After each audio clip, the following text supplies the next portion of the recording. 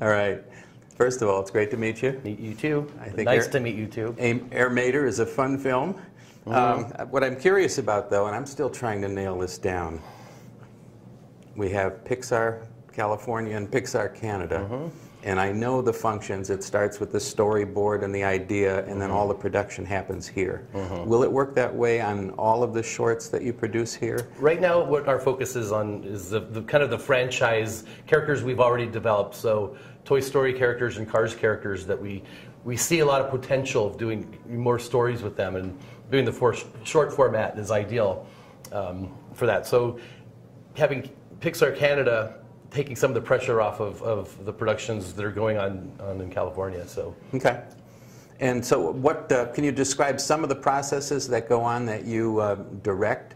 Because I'd like to know once and for all what an animated director does. Okay, this is what I've learned. All right. Because it has been a learning process for me too, because I came from a story background where we're doing storyboards for feature films and shorts.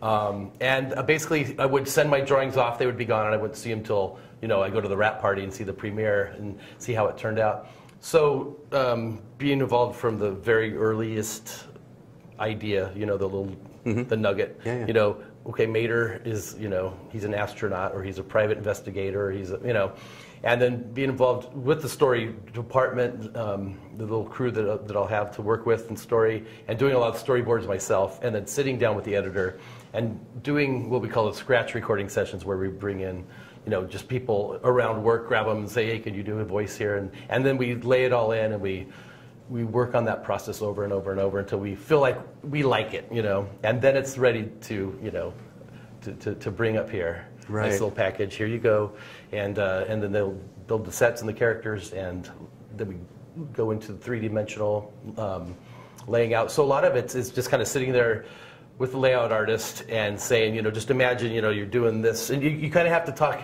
in a 3D world with taking the boards and then kind of using your head a lot and imagining, because you can't really, a lot of those are really hard to draw, Yeah. So, and then when you get into animation,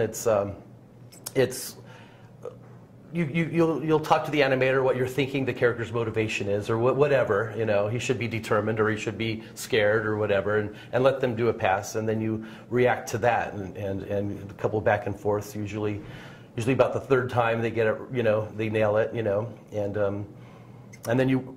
Or else. Or else, yeah. Do it again. This doesn't feel like an or else company, though. Well, yeah, we try and, but sometimes, I make wrong decisions, and I'll look at something that I asked them to do and just be, sorry, I made a mistake. I'll take the hit for that one, and please do it this way. And then, working in lighting, especially, I really rely on a team there, people who know what they're doing, and I sit with them and we look, and I can react to it, and we have discussions about, color and shadows and, all that stuff.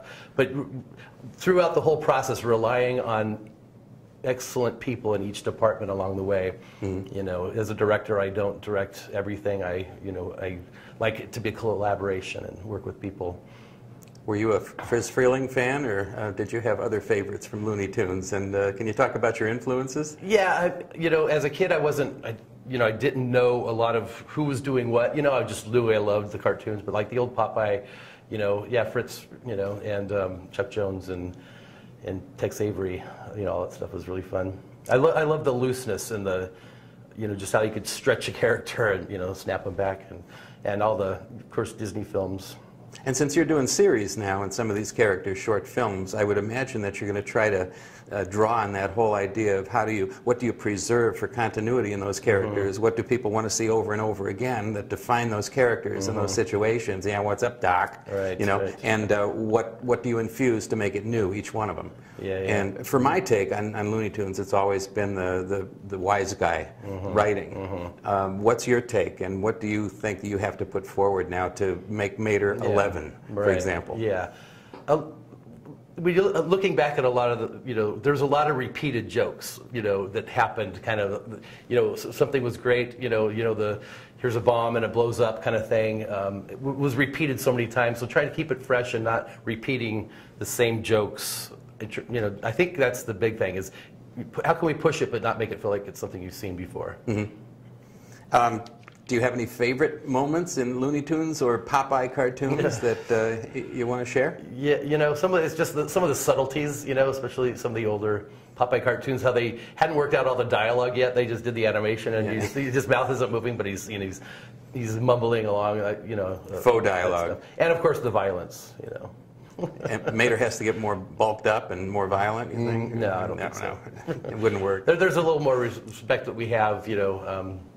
We try and we don't mind torturing McQueen a little bit, but Mater respect. Yeah. yes. Well, it's been great talking to you. Thanks.